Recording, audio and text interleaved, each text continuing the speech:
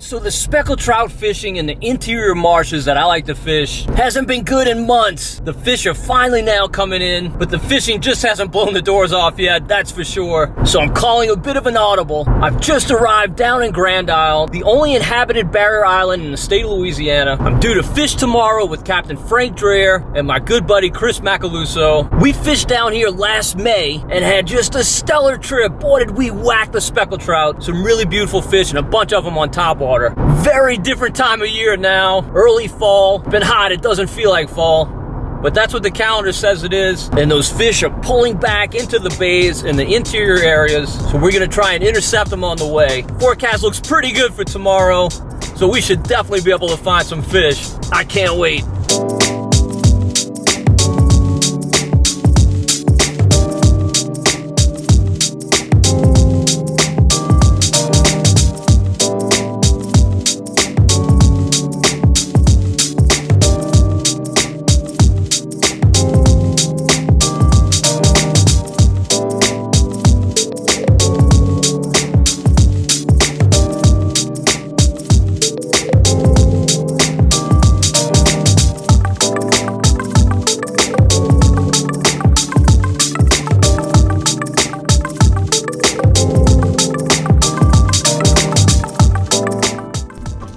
You had a bite?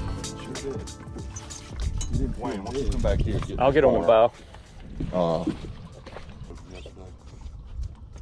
How deep we right here, Frank? About 6 foot.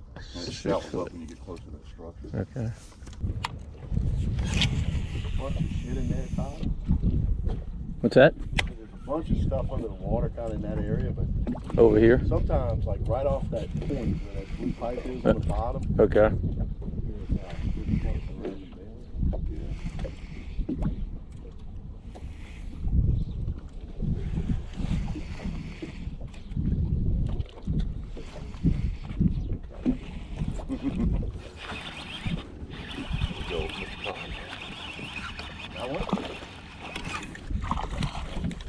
Look at you, huh?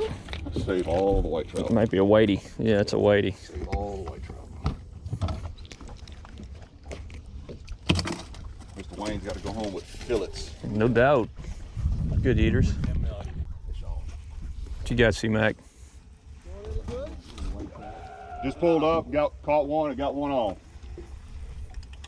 Did you wind up catching anything yesterday after we left? Oh, I think we caught maybe 4 or 5 more, and then we went in from there. Chris. Caught him back here?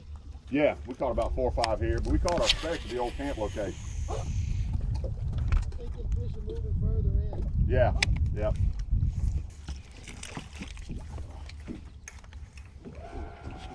Nice little white trout. Tell you what, he gave up quick because he had a lot more pull to him when I first hooked him. Classic white trout.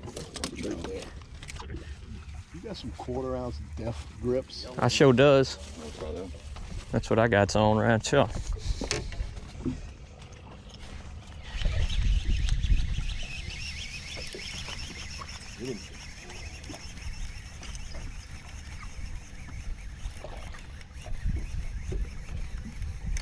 Oh, Wayne. A good whitey. Yeah, brother.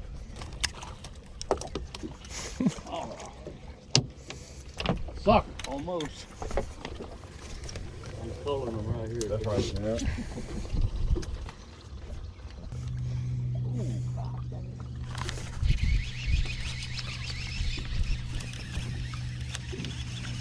Hey, now.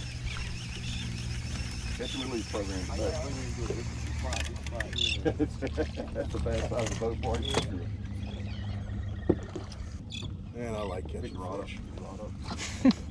Notice how catching fish is Definitely beats not catching fish. better.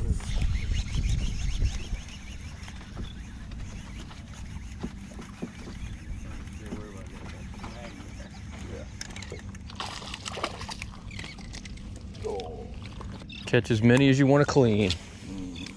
Yeah, I've got no problem with white trout. I know a lot of people are not interested. You eat them. I mean, you never freeze fish. No, don't freeze fish. They're perfect if you don't freeze them. They're perfect. They're terrific. What you got, C-Mac? Speck. The speck?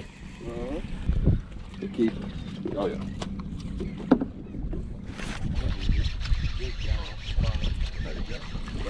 That might be a speck. That's a good spot. Oh, look at that pretty trout. There we go. That's He threw up something. oh, that's a pretty trout.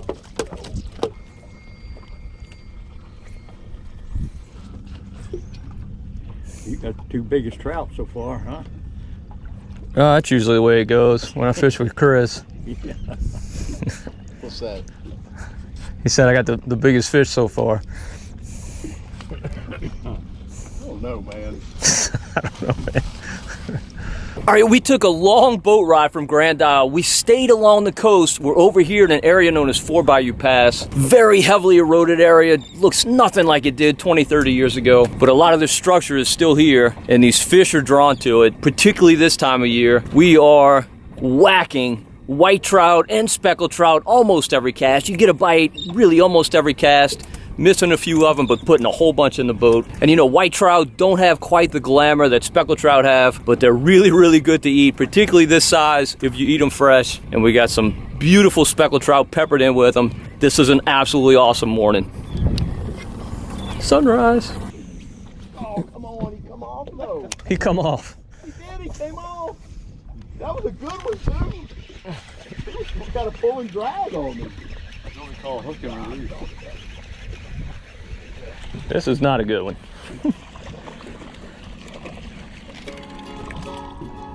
But it's a keeper. Because he's the right species to be kept.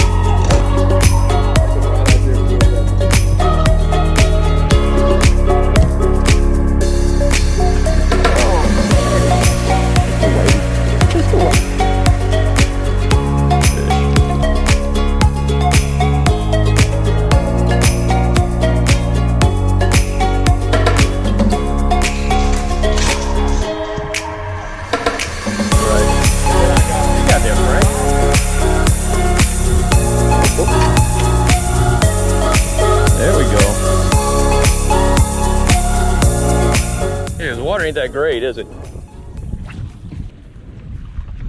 So Frank, do you find you get a higher percentage of whites later in the year? Yeah, definitely. Okay. Up until about the middle of October, and it seems like they disappear. They disappear when it gets cold. Yeah, Yeah. come all back to bed. Y'all ever catch those big ones, those 2 to 4 pound whiteys? Like sometimes I know in the wintertime, well, you're not here during the wintertime a lot, but like in those real slick days in the winter, they'll get right there on the short rigs. Yeah, yeah. Like in January, February. I mean, you just go out there with a box of squid and a double drop and just catch a big white trout. I haven't done that in years. All right, so the bait of the day by far has been a shrimp creole colored matrix shad. I had been fishing mine on a 1/4 ounce death grip jig head, but the current's picked up a little bit and Captain Frank is whacking them steadily on a 3/8. So I switched over to that. It's surprising this color is working because the water's just not all that pretty. But Frank said this has been the hot bait down here every single day, and it definitely is today.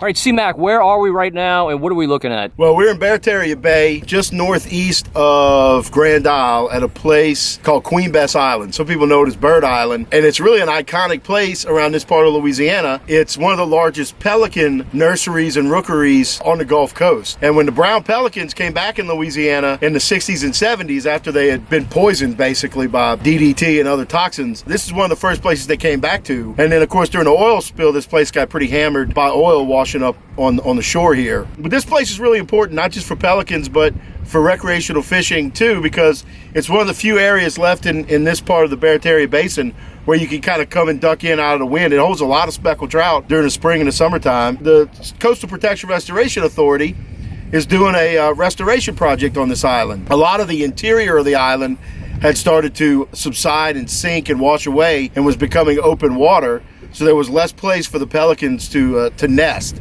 And so what the state has done is taken about $10 million in penalties from the oil spill. They're picking up dredge material, sand. You know, you can see it in the barges behind us from offshore, and they're pumping it onto this island, and they're going to ultimately make the island a little bit bigger. And you can see behind us, they've stacked the rocks up probably a good 2.5 or 3 feet above the water line, and they're going to fill with sand all the way up to those rocks. And that way, even though the island's going to continue to sink, it'll still be around for another couple of decades, and pelicans and fishermen and all kinds of folks can use it. You know, these small islands, you know, there aren't barrier islands, they aren't that front line of defense, but they're really important to water quality in this area and habitat for birds and for fish. This is a really iconic place. I mean, I would say almost everyone who's fished out of Grand Isle at some point has been to this island. It's one of these places that's really worth saving, and that's why we're making such an investment in those oil spill penalty monies to come back and make sure this place doesn't wash away.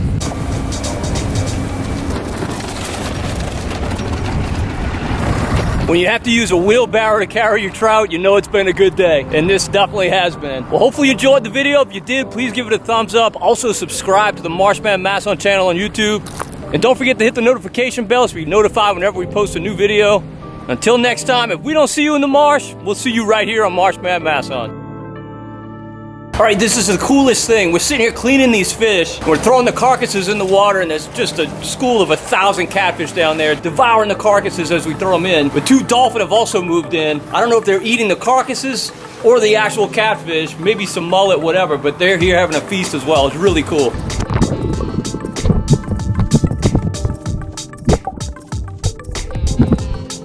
Oh, that's gonna be